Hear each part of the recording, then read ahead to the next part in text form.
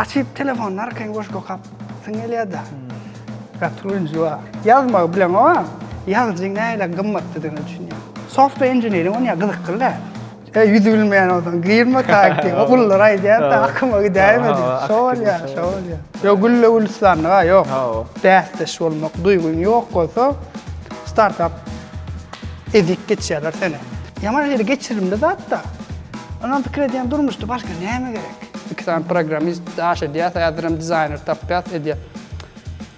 Ol işlemeye da. Arada şu sorular yazıp otururken kaçan tanıştık kalk diyen soru video çıktı kellemimize. Aslında diyecek olayım has neme durmuştu, profesyonel durmuştu. Açan tanışıp başladık kalk deyip. Belli or neme koymadım kellem, belli or data yok. Profesyonel durmuştu. Ben seni esasen öz yani şahsi proyektlerim bilen başladım. Yani aydım sağ tarafta eden işlen şu an ad UK'da ötüyen projektim ha. Onun neme adı şu? Onun UK'da da o projekti onun hikayesi var ha. Prosto nemeden gelýär. Japonya'da ukiyo demek Japonlarda dine yaşamak için yaşamak. Lezzet tarap yaşamak. Şu momentin içinde, şu fırsatın içinde bolup yaşamak bir akımı basın otunda ukiyo idip. Onun Japonlar başkaça aydiyan olup duruyor. Şonu yarı nemedip. Ondan ben şundan ilham alıp aydım o yankıyarak gıdıklanması, durmuş aydım dinlemek, aydımdan keyif almak için aydımın hakikaten yazan adam, yerine yetirenin ruhuna girip bilsen alıp bilýäňde. Ya da özüňçe şonu täzeden tesvirlep kelýäňde. Ana şondan geldi aslında o taya. Yani onun öňü ýok. Onun öňü aydım sazyny bu adiyat mı düşmedi? Men aytýan 2018-2017'lerde. Sada vardı. Ha o edilözi. Sada var. Şol aslında şu taydan biraz şolum sen şahsi projektin şeyler bilişim boýunça. Soň pencere bolly, soň inni arada yine arada başkara bolly YouTube Spotify. Kersinden bir ýoşlukly üstünden geçsek, sada owazdan başlasak. Şu şahsi projektler näme üçin etdiýädiň aslında düýp sebäbi nämedi? Men kompýuter okanym üçin İstanbulda kompýuter bilen internet bilen aram oldu da beýleklerden tapaktylykda. 2017-nji ýylda kanikula gelemde Thomas Dinjalish diýär gyşky haýsamazda biri. Biziň mektepde molumyz bardy Wepa Sarif. Aýdy. Ene men hem ýegenim ma. Çigim da daýzamyň çağlar ýegen bolýar. Çıkan bolýar. Daýzan korsa ýegen bolýar, ýalňyşmasam. Çıkan bolýar. Ýegen bolsa olar maňa daý diýedem. Çıkannam. Olar maňa çıkannam. Okey. Şoň birini aýdyma gyzyk ýa. Pianino, klaviatura öğrenmek için. Menem Wepa molumy tanayan, mektepden tanayan şeydi bunun on stüdyosuna gittim Mart'a. Şoň ýanynda baramda tanışamyzda ýanky gurlaşamyzda şunu edip baramda aýna geçdiýär da atýar ýanky glowy demetmeli öwrenişmeli gitçiklikden. O zatlaryň içinde men ýankylara türkmen aýdymlary näçe Spotify'da tapylmaýan 2017-nji ýylyň fevral aýşy. İnne yazmış, Mart'ta koyup başladık aydım.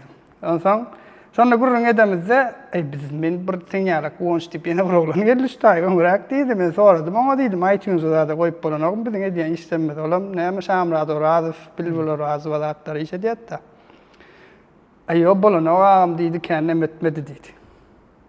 Menem fikir etdim, iyi goýan olsa bolýandyr diýär.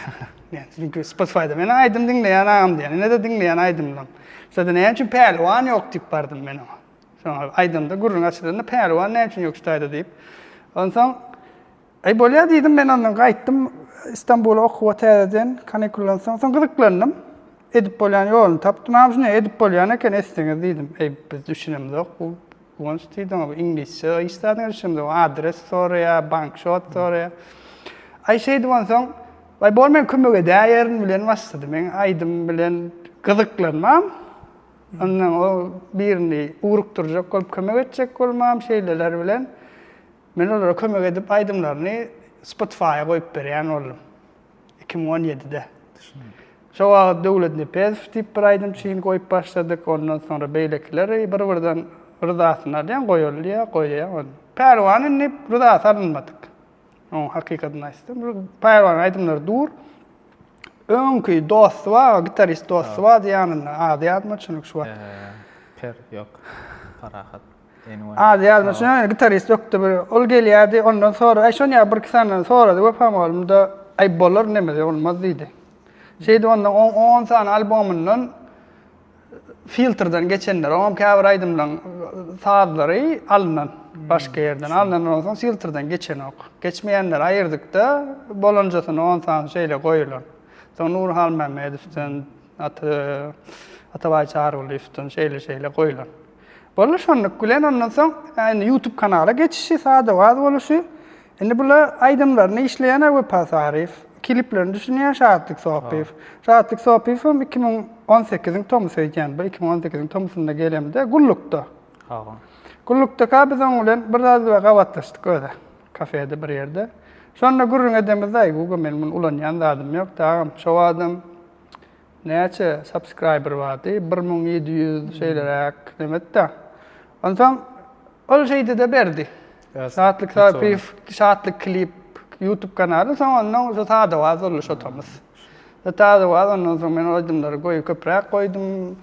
Soň olan SEO optimization ne diýen YouTube üçin şeyler akolda ol şeyle gowam etdi gitdi. Soňandan şu adam dur ýöne indi bu at başgarak işler. Şu şeyle başlady. Ana aýdymly tarapy. Ýöne soň 2018 17 16-17 men penjirene gotgan blog ýazmak nemesi. Olar näçin bolsa men okuyan urum malumçylyk goňsa malum boljak geldigime göz ýetirdim. 3-nji kursdan soň. Ama näme etmeli sorana jogap ýok. Indiki okuwtoryan näme etjek men bilemek. Utorsamam arada durýan. Arada durýan adamam hiç kim halamaýa. Ene taňam halamaýa, hökümetim halamaýa, täze wize beren okşeýlermi? Galmak üçin. Adam menen diýdim okuwmy gutormaýyn, okuwmy gutorsam hemme zatdan galýan. Şo bir ýylymy bir topardady barlak görmek üçin ulan boş kalendar, konferensiýalere gidýän, muzeýlere, konsertlere, ilkinji tapar şo wagt gidip gördüm konserde, Mood konsert tapýan wa Suudi Amerikalarda bolýar konsert şo wagt. Birinji giden konsertim ýagyşyň aşagynda goýup dur, Trump Tower, Istanbul, Cem Adrianyň konserti dykma dola adam. Ýöne şoň aşagynda şo gyýgyryp ýyldızlaryň altynda aýtmak, keypi da şo şeyle başlady. Ay ondan bir ýylymy ylgaýa gidýän, muzeýe, galereýa, konferensiýalere. Aşalardan bir dostlarym bilen ýene klassdaşlarym biri bilen ýazarly, ol ýazmak edebiýat ýokdurak. Menem diýdim, menem web saytyna deýin onda diýdim-de. Şoň bilen başlandy. O işlere durdy. Ýazýan ýok. Menem bundy diýen açtyrdyňyz indi bir. Ediňe bir zat diýip gaharyma terjime edip başladym men. Ýazmana bilemek. Terjime edýän soň. O habar ingilisçe habardan türkmençe terjime edip ýazyp berilgende şey edip ýazmaga birazjyk blog ýazmaga etdim. Soňundan goşkular okuman halayan, soň üçin goşku üçin web sayt ýazdım. Google'da gözledimde tapy bilmesem şu goşkuny PDF gözlemäge men wagtym ýok. O hatym beli häzir şu goşku iki setr ýadymda men şunu Google'a nädip menen SEO ýokduladım ha. Ýa YouTube bilýän, Google'a nädip onu çykarmadygym bilýän. Men nädip bilerse onda Google'a çykarmak üçin web sayty go indeks ap bolýan formatda men şunu taýýarlaýmaly. Ana şo terpaşor şu günü aýda 5000 adam torak girýändir web saytda 2018-19-dan beri dowam etdik. Penjiren soňrak döwürde O soň nemeden soň açyp telefon arkaň goşgo kap siňelýärdi. Priloženiýe sketch aýdaty menen okna goşgo okmak üçin. Elim aşaňda on demand. Penjire bolan döwürler men özüm bärde Aşgabatda jurnalistika bilen meşgullanýardym. Ondan ýazýardyk, poz ýazýardyk arasynda bolyn Go inisiativa ýaly, Go inisiativada ýalym diýmän. Türkmen dilinäki blog giň düşünjesini şoňa boost beren ýaly görýän şo penjiren birazjyk. Men özüm soň Renkli Plus projekt edemde de azyndan bir awtor men şo penjirede ýazýar diýip görüp şondan hä stil gojaken da senem Renkli Plus'da dowam et ýazay şey diýip bir nemes bar diýjek bolýarmy? Indi şol hekaýetini penjire açylanda aslında WordPress website soň Medium'a biz birinji geçirdik soň Medium özüni penjirene.com'a baglamaga ruhsat almak üçin şo editor publisher payment edýärdiň alýardyň şonu ýatylap edip şolan hemmesi ýanky men asl ýanky diýdim YouTube'a goýmak, Spotify'a goýmak pikir ýaly. Türkmenistana bar bolan zatlary biz eleterli edip bilemiz we umumyň gyzyklanýanlar köpüsi okumaga gidýärdi, daşa ýurtda bolýar bolyn. şu elitersizlik sebäpli yitik gidýär. Bana şunun yine her aeroportda ya yine verede gawat gelýär. Sen türkmen diline gowa kenniýär intägem. Türkmen diline ýadyndan çykarmadyn diye takside bolsun ýene. Sebäbi şu gyzyklanmaň amala döküp onun projekti menen Twitter'da zatda gawat gelýär adamlar. Meni ada etjek bolsaňyz ýa finans ulun pikir etmek isteňiz ýa soň iýdi husran bolýar gynan artan. Şol student bolsaň etmeli şon men pikirimçe. Ol barlak görmekden beter şu gitjek zatlar aslında ulu bir zadyň gar topu ýasalanýar. Hiç adam men şunu ulluhaneden Guinness rekordyna giren ýa dünýäniň bay websaýtyny ýasan. Hokman puluny pikir edip etmek däme kalýan. Ona mana volontiýor işlere gatnaşyp çarelere ýa-da ýa-da startup çarelerine gatnaşýan hackathon ýasa. Volontiýor ol özüm jüňden çykaryp pul çykaryp gidýän başga ýerde başga şähere gatnaş. Ol gyzygy şu taýda da. Käbir üçin gyzyk futbol görmek bolsa, men üçin gyzygy şu adamlary boş etmek. Ýa-da pikirini, ýa puluny garaşma. Häzir sen öz karýeraňda häzirki ýagdaýyňa seretseň, şu tejribeleňem bir hokman emesi bardyr, birazjyk Elbetde. Layer hokmyny sen öz skilliňsyny bir zatlar goşan, ýa-da bolmany skill hokmyny goşmasa da täze bir zat başlamak. Şu näde goşgudan näde biz herimiz özümiz zergämiz damy özümiz ýontup bermeli. Şol ýontup bermeli diňe bir urdan näla jemgyýetde bir adam hokmyny multidisipliner bolmak seni bir topar temada tapawatlandyrýar, dünýä garaýşyňa meňeldi adamlara düşünmek has, bu ýerine özüň goýup düşünmek üçin hem goýup bilelikde iş etmek üçin. Ýa-da zatlar meselem ýazmak bilen o, ýazjyň näle gymmatdygyny düşünýär. Gowy ýazylan zadyň näle gymmatdy. Ondan soň alyp bir romana seredende, bir roman o atamyň tekçesinde duran kitap diýip gören ok. Şu ýazylan zatlara men hormatyň, respektiň ýazyp bilen o 2 minutlyk blog. Onda gap gowy etdirýär. Düşündüm.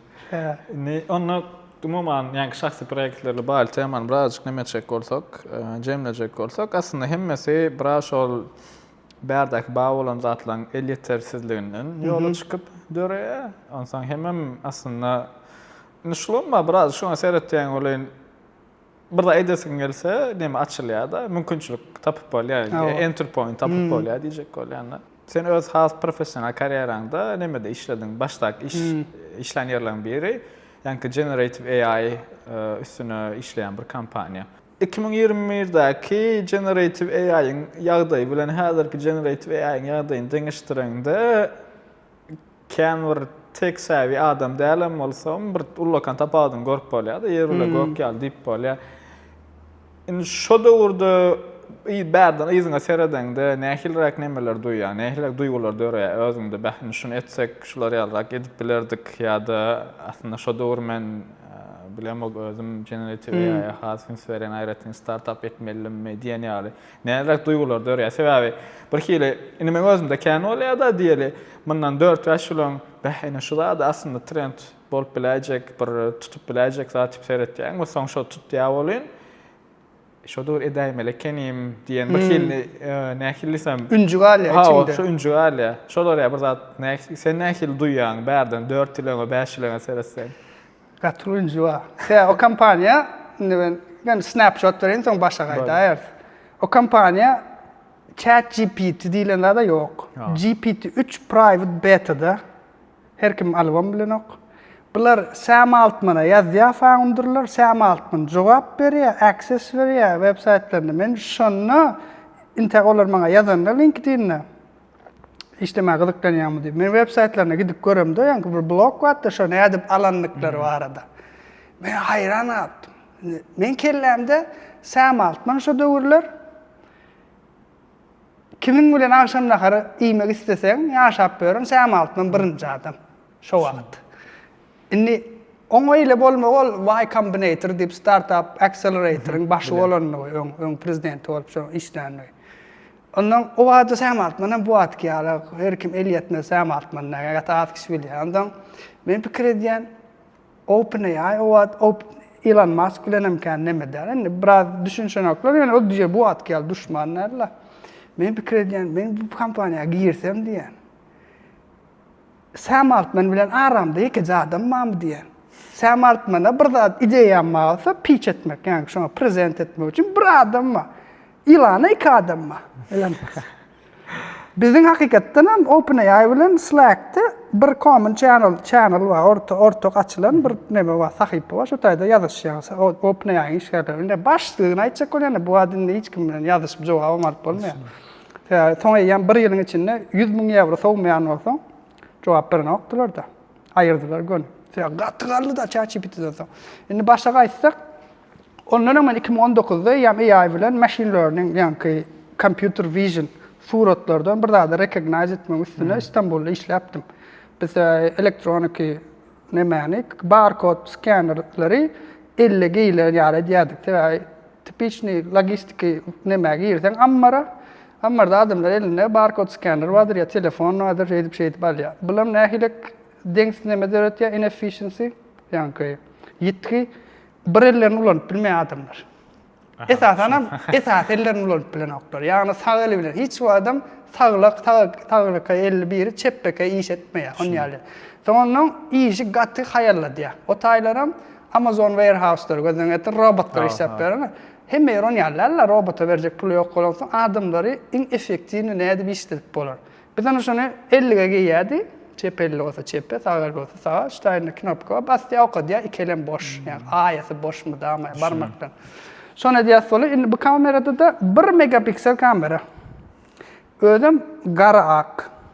Şu taydan biz öndürülen maşin zavodda, mesela Renault ya da Ford Türkiye'de zavodu olanlarda zapça söndürüyor, materyal öndürüyor, mesela eden işlemin biri airbag'ler vardır, remen çekken yerinde. Airbag dittiğinde. Şunu öndürüyor Renault maşinler için. Şunu öndürüyor knopka var 4 tarafından. Edip basarıyorlar, basanın yere girip oturmalı. Şu knopkan biri boş gitse izine geliyor, bütün patok, tavar, öndürüyor.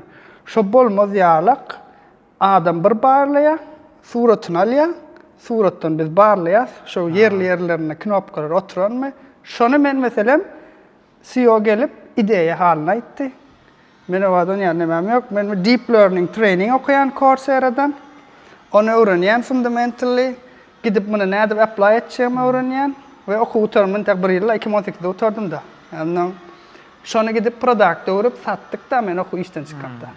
Yani şu experience ben AI'da madama neme galli, ağzımda tağım galli. Tevavi matematik öğrenim pistolamsan pattern tapmak, logaritmik yani logika çözmek, yani logaritma integral odaklara gıdıklanmak şundan geliyor. Software engineering onu gıdıklar. Pure software front-end dediğin hala yok. Pixel düzeltmeler öyle de böyle de. Ya da şu UI böyle, animation'ı böyle de diye de. Ama yani problemi çözmek isteyen birine de sistemi problemi öğreniyor. Şu bolanak diysen şunu etme. Fast forward 2020'ye gelsek, o adam 2 iş teklif var. Şimdi ben o adam belgedeki işinden çıktım. O adam tax automation ediyor. Nalav avtomatlaştı. O tayda da kampanya katı ösmek istemeyenler için ben çıkacaktıydım. Karaca Thomas'ta Series A değil ya da seed round çekirdek yatırım şeyle tohumdan geliyor ya da Series A round'da yani tapırda 5 milyon euro investment aldık. Pulallık bir ayın içinde ben team lead'im oluyor, team komandan kapitan diyen yalık. Technical bram founder biri var. Olan product'a cevap veriyor. Bunların ikisiyle gürleştim. Oğlunlar dedim, pulunu adı bulanıyamaz.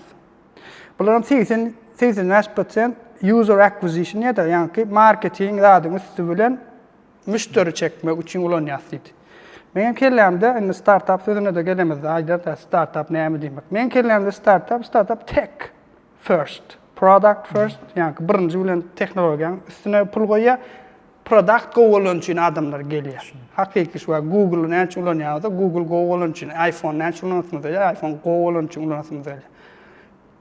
Ben isteyeceklerliydim onu. Bankta da 5 milyon euro vardığını biliyorum. Aylığım problemi de, aylığım kaldırıyorlar. Benim ne seyrediyen, yani tax tarafına seyrediyen ve cloud tarafına seyrediyen. Yani bütün hemek için upload ediyen, yani reseptlerini zaten suratı koy, buhalteri işlerini, şöyle hemesini işlemeyene ben cevap veriyorum. Mesela, benim isteyeceklerlerini dedim baştan, bana görecek. Oğlum niye için dedi? Benim tek kampanyayı işletim öyle dedim. Ondan sonra gidip, ondan kalan son, güyüt ayları, Yani bir kampanya teklip interviewlar geçemden sonra elbette Danya'da elektron sövda yani Shopify nähile kodu şu open source halka açık versiyonu diye. Sonra istesen pul versiyonu tatınları bir yan versiyonu diyen bir startup. Finlandiya'da yan kaydanın Flowrite, şu Flow AI, generative AI üstüne yazmak, elektronik kommunikasyon, elektronik postalar için yazmağı satıştırıyor. İkisinin arasında teklip tapadını söylesek, Dani has o teklip. Arada $20,000 tapaktı aylıkta, yıllık atakta. Ben yine Finlandiya'ya kaydedim. Sebebim yankı geleceğin nira baryanlarını görüyen, elektronik postada çözülecek mesele yok. Biz bağ olan zaten open source ediyen, o tayda täzelik yok. Täzelik olan için ben o tayını söyledim. O tayda da indi komandan interes ne? Bir komanda girende hemişe seni erkin başla diyorlar. Umuman hava bir rolun ba. Yani haysi böyle onu etmeliğin mi? Ya da haysi böyle o sana köp verecektikleri hiç var neme der. Kesinliklenenler henüz. Ben ondan sonra yalak yerlerde hemişe özümü şu komanda neme olmasa çökke diyen. Şu komanda şu ediyen işimiz, produktımız neme olmasa hayırlaya. Birinci bilen AI siz yazıyan ama sen ulanca koyattın. Ötayda 10 sekund seni karıştırsa sen gidiyen. Sebebi sabır deyilen zat internette yok da hiç sabırlık yok. Ondan adamlar ben şu tayda işleyen.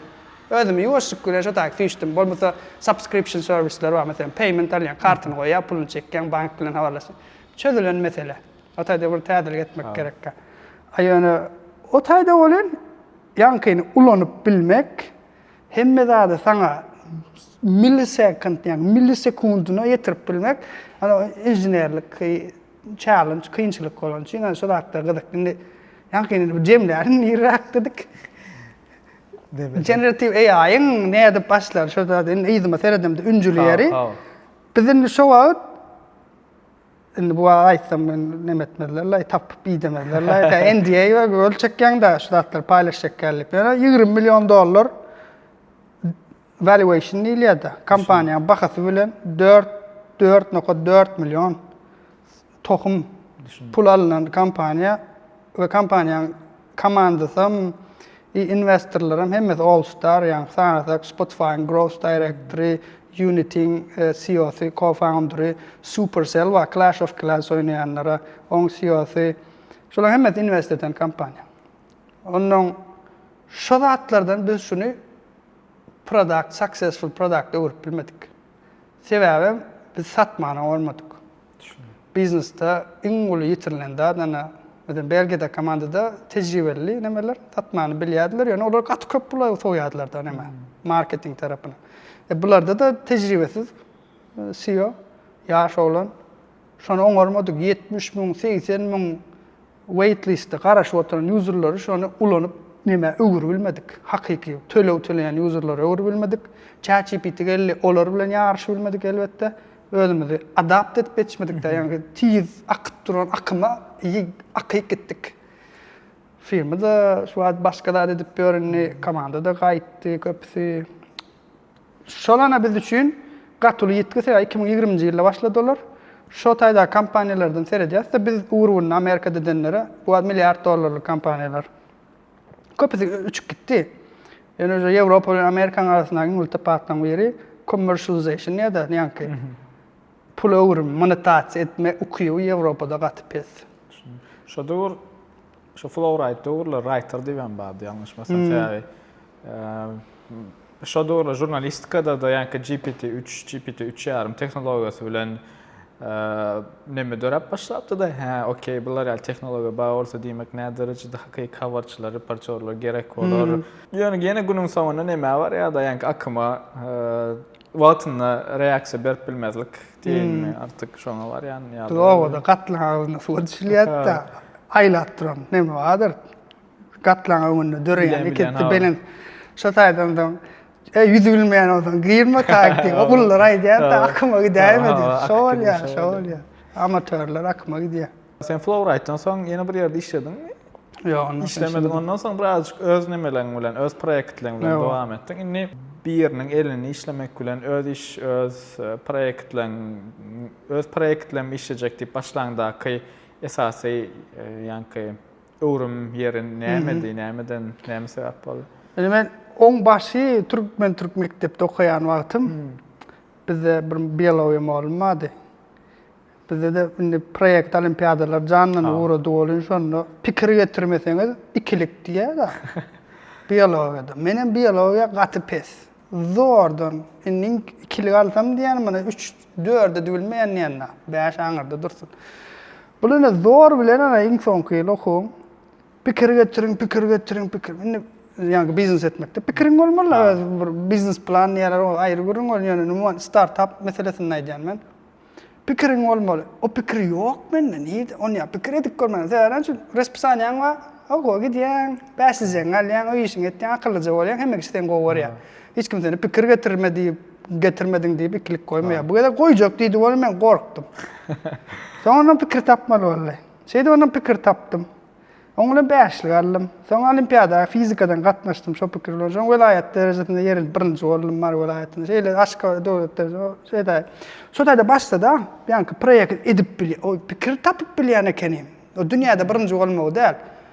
Maňa hiç kim aýtmanda men bir zat edipdir, nolan ideýa alyp ýetirip işledip bilipdir ne. Şu anam gaty interestler, ýanky ba wagty özüň sahna çykyp bir zat gurrun bereňde anam duýuşum gaty tapat bolýar eken. Ondan sonra üniversitede başlamam da İstanbul Teknik Üniversitesi'nde her ýyl Big Bang diýip demoda geçirýärler.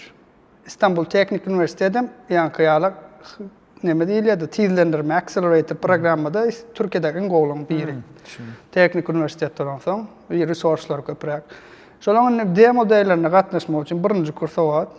Kitapxanadan çykdym, ullakar billboard da reklamasy dur. Big Bang'a gatnaşyň geliň diýip. Men hem ýazyldım da gatnaşmaga gitdim. Görýän edýän adamlaryň pikirine $1 milyon berýär, $1 milyon TL o wagt. Şunça pul berýär, munça bayrak berýärler. Hayran alýan adamlar biriniň pikiri işlesin, şo dowam etsin diýip bayrak koýan. Meni hayran alyp hem broşuralaryny toplaşdyryp geldim öýe. 2013-de gatnaşdym dekabrda. 2014-iň tomsunda geldim ýyzyma mara diýince almaga. Fizika muallimi tapdym, ýanky fizik olimpiadan bile gidem. Gitdim muallim aýdyp berdim.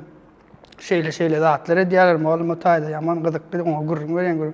Oğlum Nurelli, sen ne dersin bir gün neydi? Şimdi yankı men fizika muallim, men üçin matematika ve fizika en hormat koyan muallimden biri da. Şimdi şonu aldım, şo pikir bilen her ýyl pikir edýärdim üniversitede. Her ýyl samdyk gideýärler, bolmajak zat şu ýa-da seredip aýtsaň da, ýanky ada neme bilen dowamy gelmejek proýektler görünüp dur. Onu 30 ýaşly bir aýdyp biler saňa, ýa men şu aýdyp bilen birine. Ýöne şo zatlar birinciden karadan gaýtmaz bolmany, gaýdusuz, ýüzüňe dalan ok, birinji gezek bolan ok, bolýar, indiki ýene birini bala. Her ýyl şeýdi barlaýardym pikir. Kiçik pikirler. Ýene bir konferensiýa gatnaşymda otaýda bir ýene professorlaryň biri, ýene ýanky startup dünýäsinde has aktiv, ýene İstanbulda biri. Hiç wagt oňa nemesi gepleşýär, şo ýaşlara maslahat nädip startup dünýäsine girmeli, ýöne nädip girmeli, en optimalny. Olam şotaýda gysgaçaýdymyzda 5 ýyl işleň startuplarda ýalňyşmaňyzy başgasyna töledin. Özüňizden tölemäň, öz ýalňyşyňyzy. Hem olar size tölesin, hem size öwrenin, hem ýalňyşmagy öwrenin azyrak. Şoňa ýeňilip ýeňme öwrendim diýýär Napoleonyň. Edison etme, men kellämde limit koydum. Soft limit diýilýär. Hard limitde öňürek başarsam her ýyl barlayan edime. Tutup gitse giderin ýan. Tutup gitmese de 5 ýyl içinde özüme wagt berdim. Sen 2018 işlep başladım da okuwutar. 2023'de işten çıktım. 5 ýyl. Ondan soň AI'm geldi. Men AI gaç köp keldi artdım nemediler. Mart ayından 2023 Mart ayından may aralygyna ýa-ni düşlemde Sam Altman'da da konferensiýada Türkmenistana getirýän Sam Altman'y konferensiýa bermäge Türkmenistan. Şoň ýaly nemeler bilen oňa pikir eden men programist okmunda meňe işim nemede da riskdi. Kompýuter biziň ýa-ni işimiziň özüm dogry emesem men özüm edemok. Kompýutere ýazýan, kompýutere ýazýar, men barlayan ýa-da men arkitekturasyna jogap berýän, şoň näýlik bolmalygyny design tastemaker kurator men inni programmatda. Şonu inni kompýuter edýär. Men şol pikir edip oturýan men 3 ýylda programistliň işi galmaz diýipdim 2023-de. We şoňa görä men häzir özüme brand döretmesem, bir IP, intellectual property döretmesem patentlap bolýan ýene bir zat. Bu bazarda men skillim kan bir gerekliler. Özüm researcher bolasym men laboratoriýa gidip bir temada as men bir jahan keşti barlamak, zatlar görmek şo gydykly. Şo sebäpden onuň generative ýaýyň getirjek ýeri ýa pikir edýäň-de 5 ýyl soňra, 10 ýyl soňra nähilrak bolar çaklap beýle akylly adamlar diňleýän, laboratoriýada işleýän, şondan işlemek bar, ýa-ni şahsy işlemek bilen nemetmek taňa şonu öwredýär. Özüň edýäň, özüň edýäň bolan ýa-ni adamlara nemäň ýok. Birinciden access el yeterli däl. Sam Altmanyň komandasy maňa el yeterli ýok özüm işletem. O ýa birler işläpdir. Vagonu gäme minen ýalla. Şo gäme gidip barýar şo tarapa. Men şoňa minip ýetişsem, allar bilsem özümi, men gerekli liseler şo komandada. Men şolar bilen bilelikde ýanky Unity ýa-da ýanky ululu üstünliklere ýeten milliarderler invest eden bir startup'ny işlemek tejribeti gazanýana. Onu özüm replicate etmegim ýyllarym alar, belki de hiç gelip bilmem. Şo potensial üçin öwrenmek üçin işlemek başta. İş kariyeraňy ýermeden özüňe ýanky soft neme goýup, limit goýup, has köp öwredýär. We men ünsärsen 4 kompaniýada işledim 5 ýylda. Hemmeden bir-birini tapakly. Biri bir meňdeşirek, bir ikinji bilen üçünji meňdeşirek. Ýöne üçünji kan işlemedim o taýda tamam. 4 ay işledim. 4 ay frok barady, neme etmek üçin, özüň görkezmek üçin, permanent kontrakt diýilýär. Şoňa geçmek üçin mene ýa geçmäkem özüm çykjak gaýtdy. Gyzyklylarly bara. Yani şu görünüş zatlardan edip maksat bir gün özüm kyn etmek. Şoňa gelýänçe ondan näçe köp tejribe toplap bilseň, üstüne saňa tanış gazanmaga, türlü industriýadan özüňe gor toplamaga, maddi tarapdan hemmesine ýardam berýän üçin men işlemege kendime görmek kategoriýa eger dogry komandada işläp bilýän bolsam we komandada ösýän bolsa. Yani ösmeýän bolsa ýa-ni kaçmýar 5 million euro bankda duran bolsa şoňa ýok diýip bilmek. Olam kynda, ta iş gözlemeli. İş kapyda duran ýokda. Yani gözlerini atyň ýanky diýsin ýaly mümkinçilikden gapy. Yani hususy işleseň bolan şu adam soňky 2 ýyl bäri. Aylyk ýok. Taýin gelýän aylyk ýok, öňki ýaly galyň gelýän aylyk ýok. Özüň produkt ýasamaly üçin köp pul gidýär başda. Onu satmaly, ideýäňi hökümete düşünýän, investorlar düşünýän, olardan pul aljak bolýan gollo. Allygan belli bir derejede ýöne has köp da öwrenýär, çalt öwrenýär. Ýöne onu nädip çalt öwrenip bilýän? Säten pikirlenmäge öwrenýär. Eger fresh başlan bolsaň, täzece sahypa, hiç ýere ýalňyşlyklar ýok, öň firmalar görmäsiň nädip edilýänini, onda beýle çalt öwrenip bilmeýär. Şu an neme debate gidýändir. AI 10x engineer diýär, Ingo engineer diýär, 100x edip bilýär diýär. Yani diýär 1x engineer diýär, 10x metre bilen ok diýär. Sebäbi sen soraňa bara jogap berýär da AI. Ol saňa sen beýniňe okap bilen ok, isleňe hiç okap bilen ok. Şoň üçin gowy sorap bilmegiň özü, ýani gowy ýazylan zady düşünmek bolýar, gaty kyndat. Oňam gyska ýol ýokdugyny ýanman.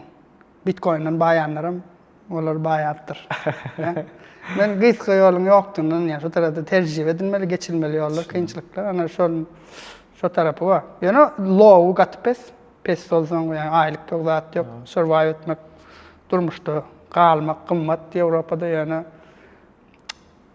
Garadan gaýtmazlyk öwrenýän soň şu dowam diýäň-de.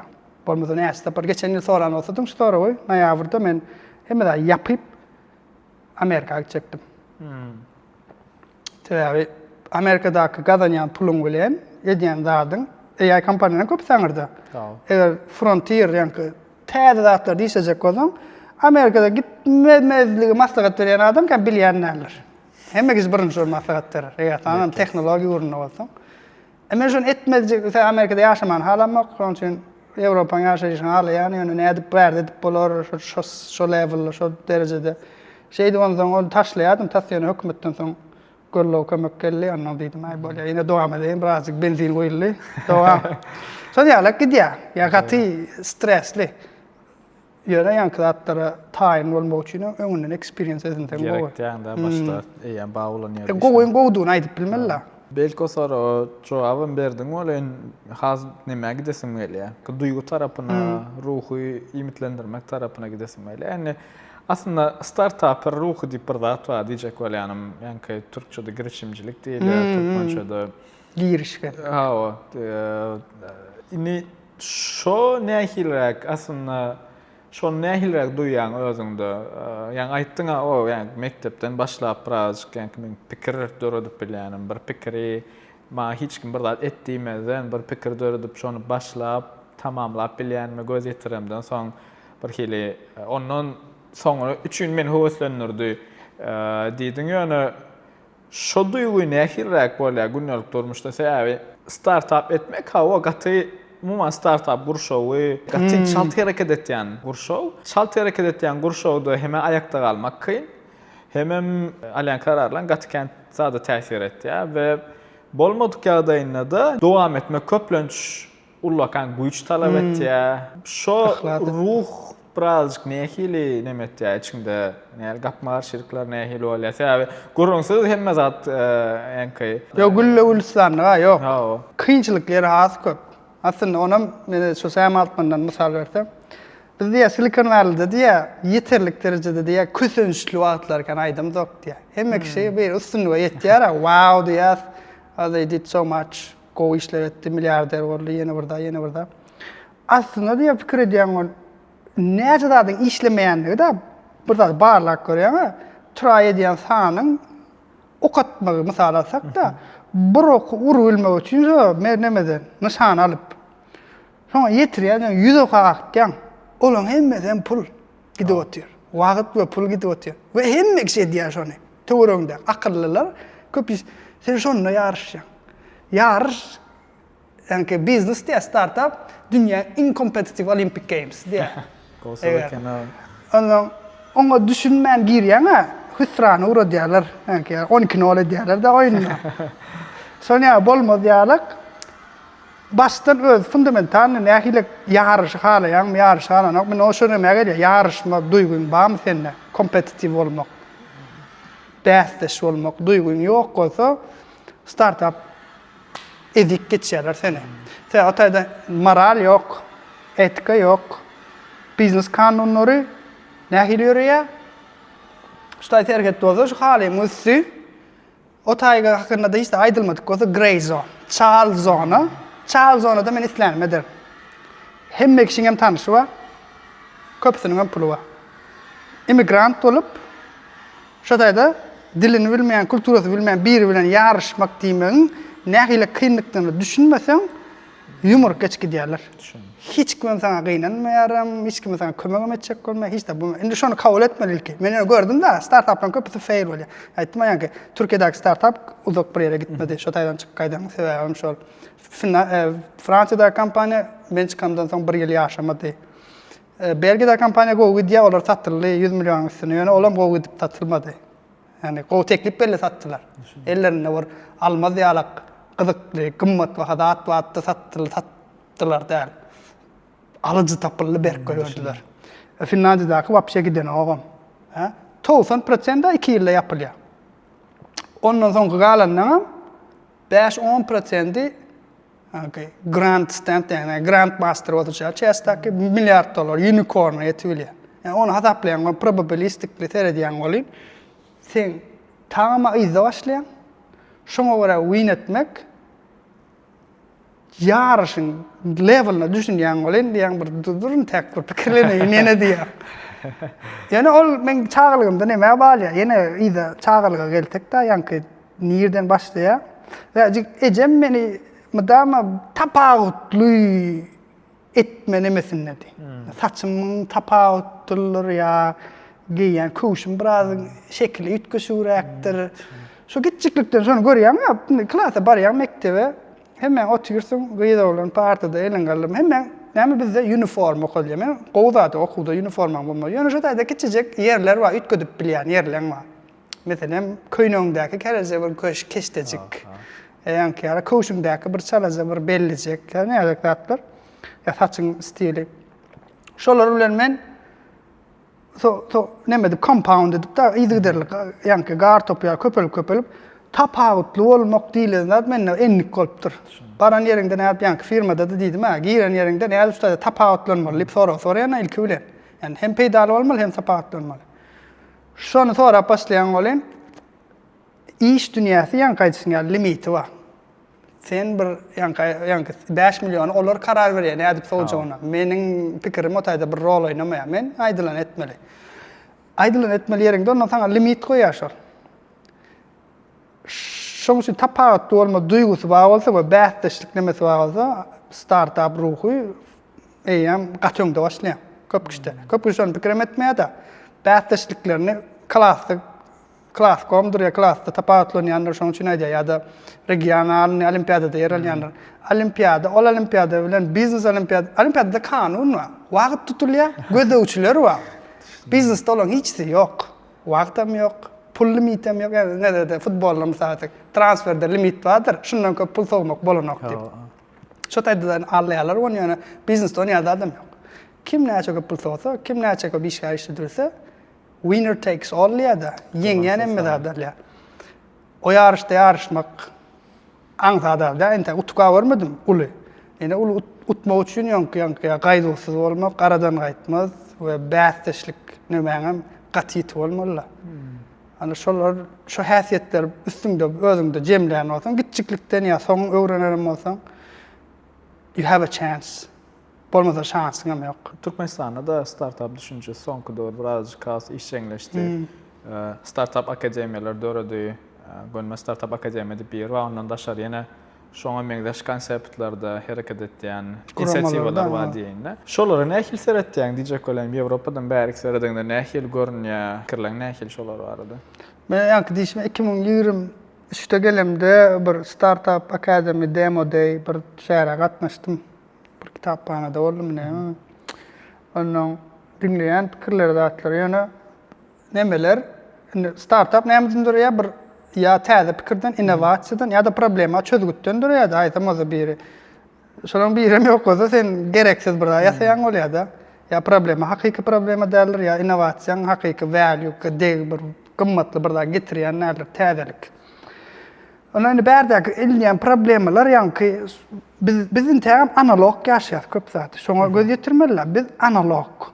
Biz hakyky zat harlaýas. Japonlar hem şonu şoň üçin Japonlaryň software ösenler Japonlar hardware ösen ýa elektronik zat urun maşin urun ösen. Şolar düşünmändir de Japonlaryň inženerler şo wagt ýa kompaniýa eýeleri software näme diýip kim maha berip näme diýipdirler da pes görüpdirler şo wagtynda. Şoň üçin hem alınmadyk. Indi bärde biziň jemgyýetimizi okasam teljerip daşyndan biz analog ýaşaýar köp zat. Bizde internetiň ulanylş nemesi ýaýwan däl. Adamlar internet fiziski duşuşmak, jaň etmek birek enlik günlük. O taýda sen täzelik getirmek limiti user behavior diýär-de. Ulanıcıyň häsiýetleri özüni alyp barışyna we dirap durýar. Sen innovasiýaň şansam berlenok marketde. Ondan sen etmeli zadyň ýa-da şery bazar taýin bolan bazar ýanky şoňa dinlemäge, şoňa düşünmäge. O bu näme ýarakda? Çağa birine maslahat berler. Näçe sen dinleýän ok adam çykyp. Edil şoňa şoňa düşünýär tabi. Edil şoňa bärde de müşteriler intak o digitalization, service economy diýär-de, service ekonomika biz intak dogry geçmedik. Bizim tärim ýanky owagyjylyk, birazjyk industry, indi önümçülüge geçýärseler, industry indi gelip oturýar. Ýani o önümçülük diýmek fiziski produkt. Olan hemmesi analog ýa-da semi-digital işler.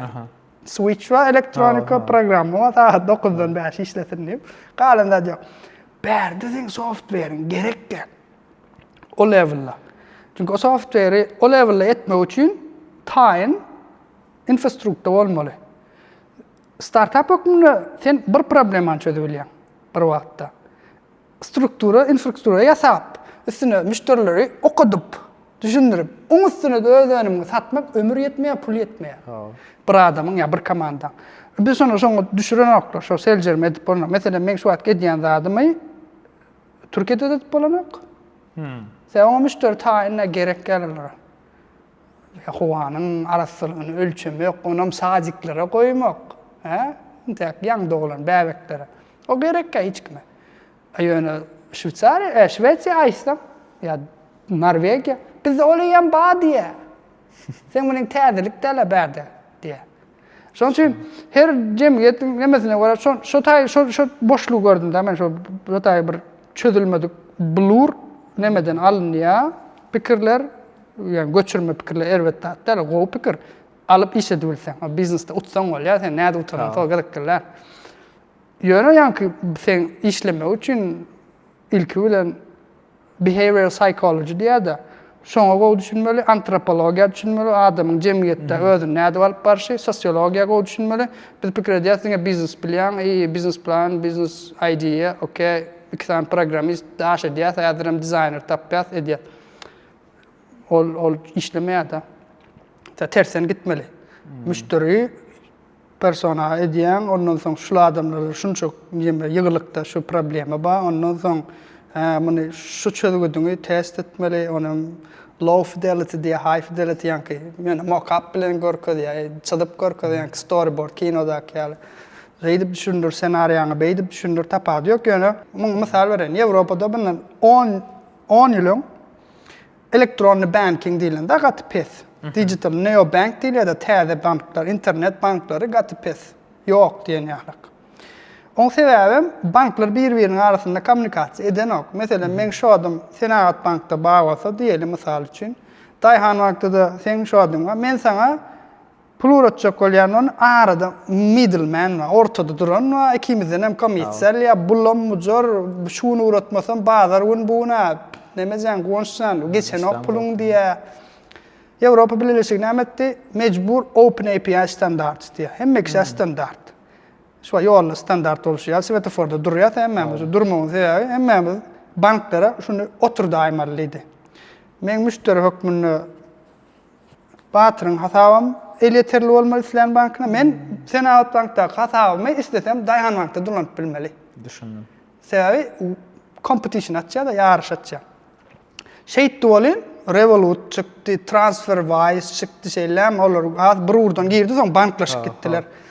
N26 diye bank gerek olmadan sonra täze ýaşlara. Ya şeyle go edýärler servisi ardan, go produkty.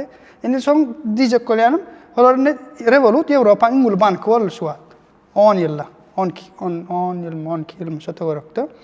Ýewropada banklar oýlap tapanlar bulara 300 ýyllyk bank Ýewropada Italiýada zatda.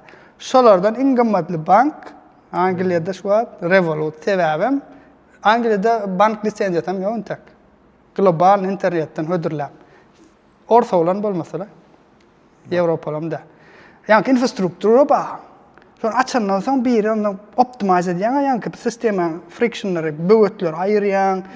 Ýa-ni user experience designeryň öz hünerini görkezip bilýär, programistin hünerini görkezip bilýär. Onu aýlanyp dolap innovasiýa meselesine gelýärse, innovasiýa meselesi birazjyk her jemgyýete görä ütkäýän bolýar. Türkmen jemgyýetine innovasiýa diýmek başga zat bolsa, Ýewropada innovasiýa diýmek diýilýär, başga zat. Birazjyk bärdäki edilmeli zat jemgyýete goýamal bolýarlar. User behavior barada görünýetdikde, ulanjy enlikleri. Şonu ütkötmäge kelle artmak ne derejede eden çykdyjyňa degädi. ROI hökmünde return on investment, business hökmünde degen ok. Sebebi näme köp, faktor köp. Adamlar birinciden endigini ütkötmeýär, ýaşlardan başlamaly bolýan şoň üçin. Intek dol endik edinmedik adamlardan. Bular hem ul bolmaly, işe yarayan adam, pul gazanýan adam, sogucu bolmaly. Ýani sarp edici bolmaly şeýlem. Sarp edici bolýan sen üniversitetde 18 ýaşynda okuw başlan birine şu daýdan öwrelip başladyň. Sen startup tiýiz gidýär diýdi ýa-ni. Akymsa bärdeten 6 aýda ýa produktyň durmaly bir ýerde işlemeli. Eger raketa ýasamaýan bolsaň. Dogry. Bir ýylyň içinde müşteri market fit diýilýär. Product market fit bolmaly. Müşteri satyn alýan bolmaly bir zatlar senden. Bolmasa hiç kim sana pul berip durmaýar da. Sen hem öz puluňy aýan berip durmaň. Sebebi pulam şuňalyk bir zat. Pul gidere deşik kim işe tapýar. Görüňsiz. Pul financial markets, ýani financial economica gat köp pul töleýär, näme return, prosent köp berýär. Stock market bolsun, ETF'ler bolsun ýa-da private capital ýa-da private equity, hedge fundlar zatlar. Sen onun bular näme diye risk adjusted return ya da yani alyan riskime göre menin alyan zadım diýýärmi diye investorlar. Indi yani behavior näçin ROI tutanok diýenim. Sen alyan riskine I have no control but I'm trying. Ha. I don't know any timeline. But you need to invest my company so I can make it happen one day if it's possible. Hiç kim pul vermeýär. Hiç kim. Berde innovasiýa yok. Innovasiýa berde social engineering. Cemiyeti injenerleşdi. Buratlar ütköçük bolýan da knopkalaryna basyp. Ha. Rony bolmaýar. Onuň nemesi jogapkärçiligi has köp infrastruktura seredýär. Döwlet eýetçiligine yöredilmeli. Döwletiň leadershipine hereket etmeli olar. Ol bir long term, gat uzak möhletleýin bir plan, maksatnama. Uzak möhletleýin maksatnamada ýanky döwletiň politika siýasatynyň içinde bolsa, şoşa gelýär da. Ondan soň ol näme diýär? Ekonomikany esteleye multiplier effektori diýär da. Yani istesizlik gidýär, infrastruktur bolan üçin şuň kunde näme? Mesela men marag edemde avtobandan gidýär, gülýärlik ha. Şo bolan üçin gatnaw köpelýär. Ýanky Ýewropa birleşigine Open API şolana banklaryň arasynda Open API dörýär, täze bir biznes dörýär. Adamlar arkaýyn pulunu ardany urutup bilýär, arkaýyn pulunu elýeterli. We ise men nagat götürmek isläm ýok. Näme üçin götüreň? Hemme ýerde işläp duran kartym bar. Bezli nemede dürli ýurtlarda tapawutly pul birligini ulansa da. Şonuň we 7-24 işleýär. Ha, bazar güni ýok. Olam möhüm da Ýewropa demekçi durýar bazar. Gurrun golol yerdik koytun öz yani Airflow'a gelesin meyle. Şo barada bir düşünürsen aslında etýän işleň Airflow'a näme iş etýär? Biz çağalaryň kezeliniň öňüni almak üçin dowamly gözüçlükde saklamak üçin sensor ýasýar. Bu näme diýmek? Çağalar indi ýüre guruşy demalyşy howan alyan environment klimaty zadynyň belli bir hasabyny ýöredip bolýar da ýüre guruşyny ölçäp bolýar. BPM bilen ýa-ni demalyş tizligiňi zadyny. Şolaň hemmesi bir seň organizmaň näde işleýär? Näme environment seň guruşagyň, daşky guruşagyň howasy näde derejede arasda ýa-da ýanky tozany var ýa-da gazlar var. Olam nähilek başlady? Çağalan köpüsi demusma keseli var Ýewropada. Esasen hem kiçi wagtlary sebäbem fabrika köp, maşin köp, industriýa köp bolan üçin howanyň düzümindäki näme particulate matter diýilýär, tozanlar köp. Çäge tozanlar, çäge tozan näme? Çäge tozan ýuýan geçip gidýär da. Bu himiki tozanlar. Bularny aýyryp bolan, bular gaty kiçi, mikron derejesinde, hatda nano derecede, nanometrne, olary saçyň taryna, gyljagyny seretsen, şondan 10 esle kiçi diýip bolýan gatry. Şo derejedäki tozanlary indi aýrylmaly bolýar ýa-da jana näme tutmaly bolýar, gözöçükde takmaly. Şonu ketele diýenden biri şo, iňgule ketele diýenden çağalary, demus mediýenden biri. Ajyn demusyň ketele bolan özünden bu mysal alyp biler, ýani nirlerde ýalňyşlyk gidenligi da, şo esasy jogaplardan biri. Genetikam diýilýär, ýani esasy soň ütke diýär.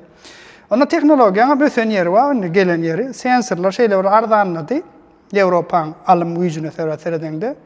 Biz onu ardanaha yerleştirip şu gözlüçülüğü hakikaten öýde termostat temperaturanı hemme maşinede hatta bolundady ölçäp bilişimiz ýa-da. O asyryny ölçäp biljek ýagdaýa geldik. El yeterli.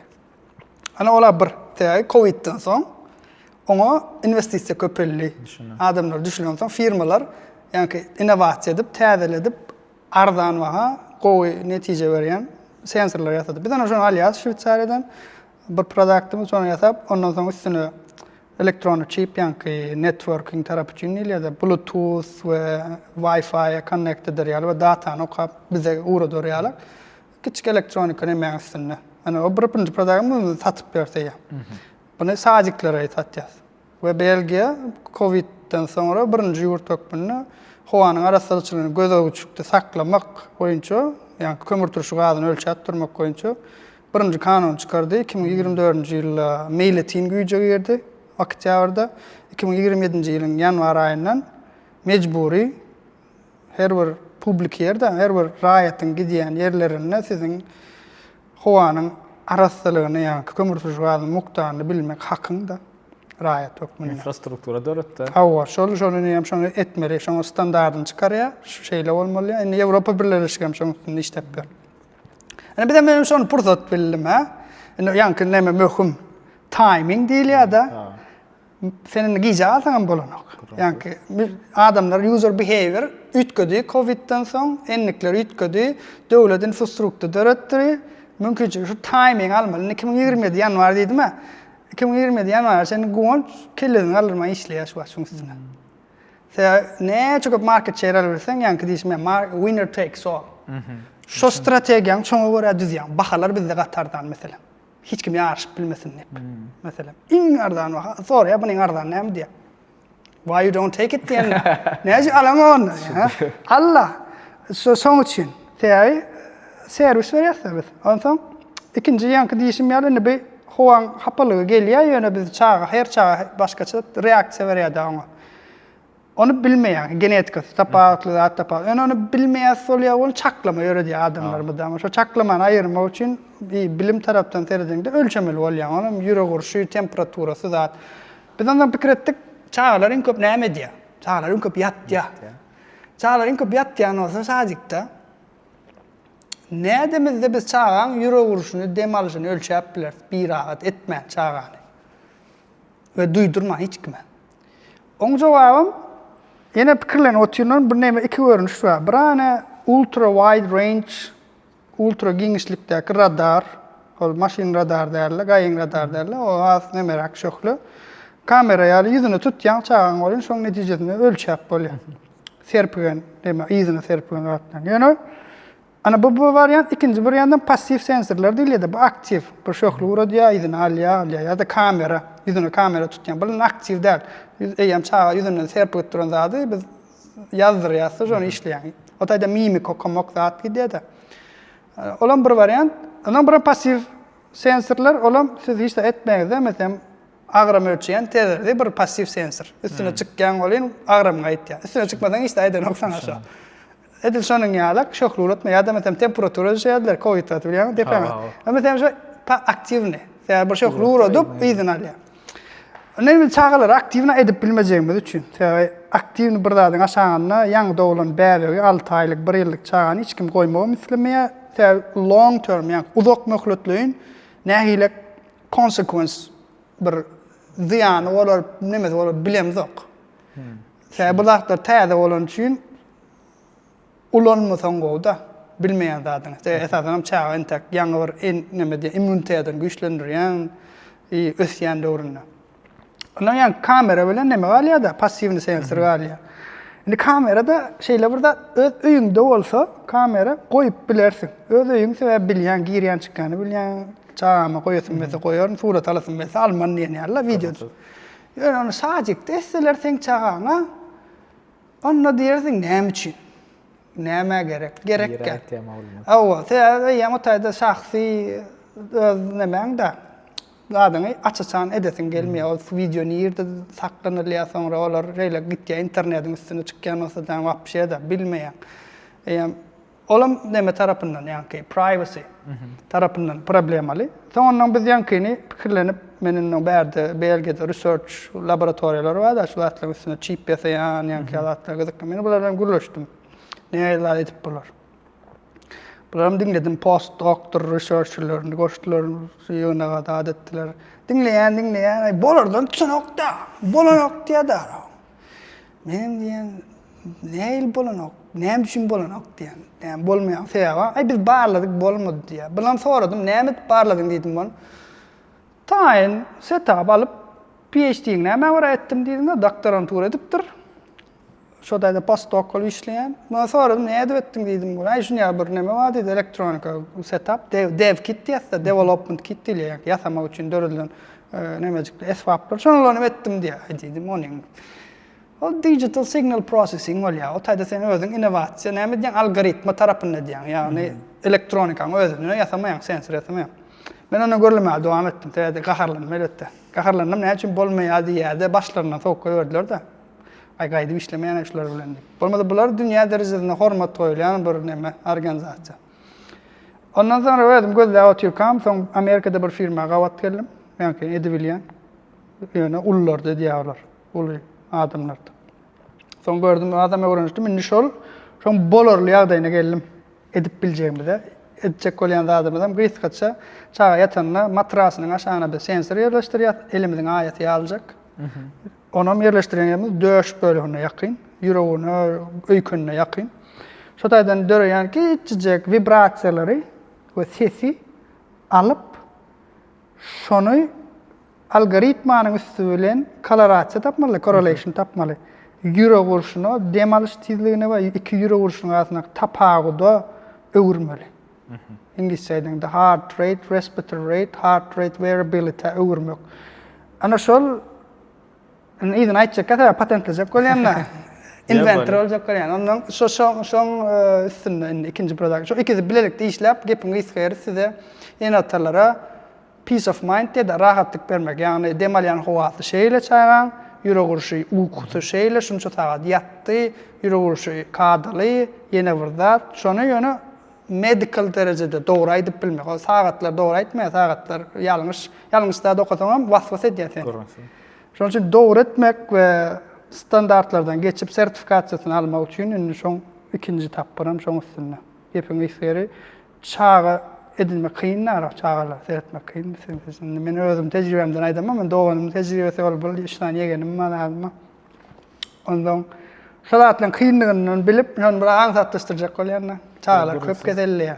Nemede, men oğlum 2 yaş atlar ya, olin yana, nemede orayım, kiçirekka, heniz 2-3 aylıkka, ya yanrak doğulan o atları, nemede de köplönç gidip görýän. Demal ýamay, ýatyrmy. Sebäbi nemede var? Yani näme diýilýär? Biz çağa duýdansyz ölüm näme var? COPD diýär, sudden näme death syndrome bir zat. Şoň men bir näme var. Onsoň o zatlarym okap görýän bolar, bir kil hasam was bolýar, gidip demal ýamka, ýatyrmyka, ellek görýän, elleseň turar, bitirmezmi, şo nemeler var. O tarapdan awy görüp. Indi şoň sadykda pikir et, 5 çağa bile ýatyr bir otawda. Ha. Indi barlamala, hegal bir da aýsyn beýlek turýar. Şoň üns berýärler, şoňa bir nemelik ba. Duýarlylykda. Şoňa duýgurlyk ba. Onu ýa-ni de user behavior, user ýa-ni ulanjy enlikleri taýyn şoňa. Taýyn. Sen şoňa arz edip bilmeliler. Talaba. Ba. Şo aslında talabam da näme bar? Mätäçlik diýen bir alaçyk. Evet, şu boşluğu doldurma. Man nemeleme gutardym men sonra olar gowurmaly. Ýöne bir nemeni gördüm, bir ýerde özüň barada ýazanda jazz pianist bolardym diýip ýetdim. Men atam inžener, chemical, himya inžener, kakam elektriski, hidroelektrik. Men kompýuter inžener, ondan sal aydym, men hasam soň İstanbuldan soň hasam çumlaş gitdim-de, gyzyklanıp bara, opera, classical music, jazz, ondan sonra birazcık rock. Ondan festival, jazz festivala gittim 2021 o wagt. Biz Estoniýada otyryn. Men Şwýçarýa gidip bolýany bilemek o wagt, Schengen bilen. Ýene dostum aýtdy şo täze el wagty. Täze aşam oturkak. Aýtdy gidip bolýany. Onda men Estoniýada özüm öýden çyzyşyny daşaram, appa istasiýon, içimde bir köýdüm. Kartada, basy otyryn, her şähere, Ýewropa şäherlerine basýanda garazy çıkarýanlar Google kartada. Şu ýurt şuda, şu şäher şuda bilen meşgul, şuda şeyler aýtdy. Bir gitgaça bir nemesini berýär-de. Nemes, gitgaça maglumat. Şonda Şwýçarýanyň Montreux diýip bir şäherine bastym. Bu şäher jazz festivali bilen meşhur diýipdir-de. Näme kadyp ýazdım, jazz festivali. Okay, bäri Quincy Jones zat gelipdir. Louis Armstrong, Lord Queen, şo taýda çalýar, şo taýda studiýasy var. Näme Freddie Mercuryň heykeli var. Ondan bäri gidilse boljak. Bir iki hepde festival, 3 tane konserde bilet, 3 aylyk trip ýani.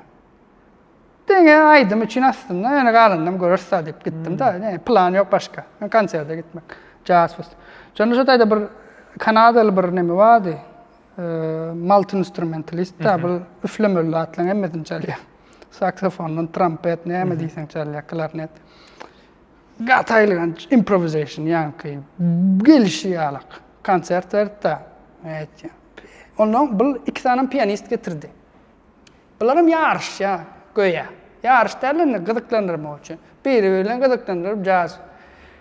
Zadylla sözüm doğru manysynda. Yani dinle benim öň katırda da tutuyor. Ondan yakından eşitmek o zatları ve hakiki canlı oynattıranlarını, piyaninani, sadı, üfleme çalmayacağım bilyan. Ya dem yetmeli öykünün genişliği. Klaviatura men programist tamam yazdı yani kötü yani. Parmakları öğrenşen. Ama parmakları öğrenşen 10 parmak işledip bol ya. Şimdi galanı programlamak kalede kellani nota programı o tayda söze programı. Aşağıda ben bir gaklandım zaten men şu taydan esasın emel jazz nemesem experience sonradan ay bir şehre gittim okman jazz klublarına gidiyen jazz barlarına gideceğim yani şu tüste çıktıran yerlerde men tapılyan şu şehirde okman anne sondan şey AI'ye gelen yani AI bilen biz geleceğe seyretsem ben köp iş edeceğimizi fikir edem. O esasen bay yurtlarda. Dünyanın ösen yurtlarına kendi... İş edeceğimiz yani adamla öğrenin bir iş etmesi. Yani gereklilikten iş eder söyledim okken. Yani şu an dünyanın kavur yurtları 6-7 işleyen olmasa Avrupa son 4'e çekecek koyacaksın. 3'e belki ağırlı gitmek de maksat. Sebebi belli bir yerden sonra platoda ösüş durluklaşya yani agdaýyn gaty hemekçin agdaý bolsa näme gerek diýeni alak soralar bilen jemgyýet belli bir derejede özüni meýletin towtatdy. Indi AI şonu biz towtatmasyz käbir adamlar towtatsy gelenok. Näçin olar kapitalist hakiki ösmesen sen mahrum bolýan, evolúsiýa gidýän sen.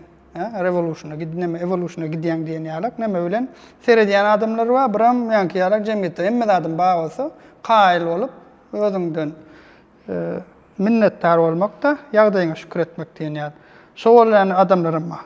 Näme bular gapmaşykmy dama? Indi şu AI şu meseleni çözýär diýen bir rola ýetişip barýar. AI'ň gelme ýeri, biz robotlaryň da aktiv bolan bilemizok, ýani industriýede bolan ýa-da günlük durmuşda ýa-da ýanky edesimiz gelmeýän patrok işletip bolan nokta robot. Şonu edip bolsa, onu biz ýa meýletin işlämesek, ýanky jazz bandda pianist ýa-da suratkeş, orkestrada skripka ýa cello çalýar, meýletin işleýär da. Çünkü ol diňe hobi hökmüne ediljek zat, çünkü track practice gerek, taýýarlanmaly, ýazyjy bolmak meselem taýýarlanmaly, ýöne öğretmegiň sebebi pul däl jogaby. Pulum däl, nämede de haskyp seniň ruhy taýdan özüňe doýgun, özüňe fulfillment bermek, seni injelik kanagat bermek. Ondan soňra seyretsek, näme diýen, programist bolmasadım diýip pikir etdim da, näme derdim? Durmuşda näme gyzykly? Yani her şehrin bir nemejiginde jazz klubuny aýlanyp adamlar begenleri özüňe şatlanyp çalaýnasyn näme? Yani şan ýaly diýip aýlanyp bermek gyzykly bolardy we maňa has nämede häsiýetime de gabat diýer. Yani oğlum yine näme urlaýmasa robotlar çalar ya. Yo on nemese şunu ýaly burada on debate köp gidýär filosofik gözlerden biz diýär piyanany ingo çalyanlarla ingo çalyanlykdan beter otayda jazz gowarýanmyň sebebi şu jazz ýalňyşlygy açyk classical musicde men hiç ilgili bilmeýän sebebi struktura we notadan çykdyň sen go pianist däl uje sen dinläwem bilen ok ýazarlawem bilen ok konduktory Edison'un ýalyk beýle kaýdymlarda da notadan çykdyň bu jazz notadan çykanyň üçin sen alkyş getirýär. Sen notadan çykmaňa garaşýa gaýtam. Ýalňyşlyklar üçin gowy. Yaman şeýle geçirimli zat da. Ondan pikir edýän durmuşdy, başga näme gerek? Geçirimli bolup, gaýtam şo ýalňyşlykdan dören ütgüşükligi hiňlenip, şoňa goşulyp gitmek ýalyk bir näme diýen expectation'dan şeýle bir ýok da. Garaşýan zadyň ýok. Garaşýan ýeki zadyň bar, gowy wagt geçireli. Doğru. Şoň bir ýoly ýok. Jazyň gyzyklarynny robotlar näçe etmeýän ýalady, sebebi biz kuşt yarışlar görýärsen ta. Kuşta biz ada utuluk kompýuterden näçe Kasparov utully. Kasparov utulandan soň ýa näçe geçdi biz onu yarışmaya adam etmeýär. Yani biz näme üçin görýäris prosto adamlaryň arasynda dünýäniň gaty gidýän zady canlar adam derler. Ha. Yani biz onda da Usain Bolt görsek, Usain Bolt dolaysa. Şu adama çekken sosyal tarafı var, bir-birimizi görmek. Adamlar batır nähile geyiniptirden, batır nähile gürleye, batır nähile çıkış ediye, batır nähile alıp baraya şunu torawdan ya goň şu tejribelerine. Şoň hikaýatynyň özi adamlara bileme ol näme tarapdan. Yani evolüsiýa netijesinde mi ya bizim öz kodlanan ol öz genetikamyzda ya pikirleşimizde aňymyzda şu sebäpden jazzdyr, ondan sonra performing arts diýär. Şolaň hemmesi möwjer diýip pikir edýän men gaýta. Köş. Ha, yani bir taraftan AI tarapdaky işleň hemmesi AI iň ýokary derejede iň ýanky näme perfeksionizm diýär. Şo derejeye ýetirmek üstün işlenilýär da hemme de ondan soň bir tarapdan hem ýanky adam hiç adamam näme derler? Hiç adamam Perfect der. O tarapdan zeretýän gurunçly kontrast diýene kontrast ba. Yo mesela ne mesele deli. Bale. Swan Lake. Tchaikovsky, Çalya. Şotaýda robot gyýjagaçlaram tans edip biler, balerinalar. Buram gyýjagaçlar tans edip biler ýa-da oglanlar şeýle bilerlikde. Men bilýän robotlara çapak çaljak adamlar, nerdler. İnjinerliklerine hayran alıp, şoňa ýarşlar geçirip başladı internetde görnýänler. Robotlar ylgyşyp ber. Ýarş geçirýän, ýa sprint edýär 100 metr, 200 metr ýa boks eden bolýar. Onu görýänler men ýarak nerd tarapy ýanky ýa şoda da gyzyk, içkin, hobi görüp hökmünde seredýär onu. Otaýdan bir biznes döwlerinde. Ýöne biz boks oýuny bolsa, ýa ballerina bolsa, ýa-ýanky ýalak dowletçan urşa, oktýabrda emmi garaş ýaraşama. Şu birek ýakynlyk, şu sosial fabrik ýanky neme? Sosial bir-birine bolan geçilen bağ adamda robot iş edýän bolsa AI. Sende köp wagt galýan bolsa, şu wagty nädip doldurursyň soragyň jogaby iki şekilde gelýär. Ya adamlar diýär cyber bolar, kompýuterde köp oynar, oyun oynarlar, ýitip gider jemgyýetden. Olan bir variant ya internetde köp wagt etçi. İkinji variantam adamlar har köp sosiallaşar. Ya wagt köp. Näme etmeli? Wagt köp bolsa, meselem misal bereýin. Ýewropanyň ösen ýurtlaryna indi hemme çağa dowulşyk adalýar. Çağa dowulşyk adalan üçinem hemmesi gaýgyly. İlat garraya çağa ýetişen o robotlar şoňa dadymyza ýetişermeýär näme bar. Ýöne bir ýagdaý boldy.